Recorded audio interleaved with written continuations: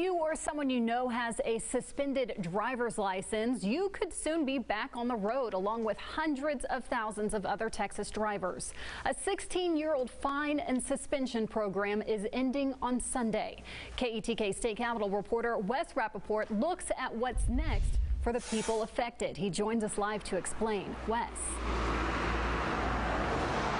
Hi, Casey. It was meant to compel Texans to pay up after traffic violations, but turned into a controversial program that some say targeted low-income Texas drivers. This weekend, the driver responsibility program will be gone, and billions in outstanding surcharges will be wiped along with it.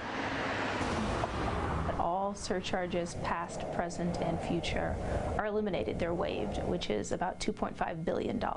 The Texas Fair Defense Project says waiving that money will ease the burden on low-income drivers. The two main offenses that triggered surcharges for driving without insurance and driving without a driver's license. The program was created in 2003, generating extra fines for moving violations such as reckless driving and excessive speeding violations, and from drivers with DWI convictions or driving without insurance. Right now, 1.4 million Texans, roughly 10% of licensed drivers in the state, have suspended licenses. Almost half of those drivers lost theirs only because of the driver responsibility program and will be eligible to get their license back September 1st.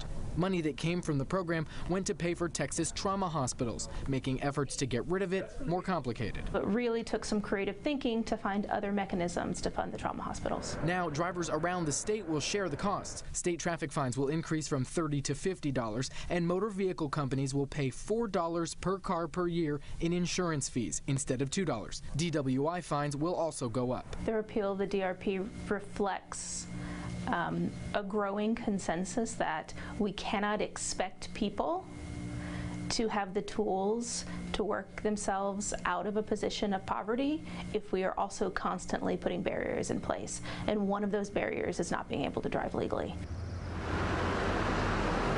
And most of the experts we talked to say most drivers don't even know they're delinquent until an officer pulls them over and runs their license. Now, if you are worried that your license may be suspended, or if you would like to check the status of your license, Neil and Casey, we have put this report up on our website at easttexasmatters.com. Reporting live in Austin, I'm Wes Rappaport, KETK News. All right, Wes, thank you.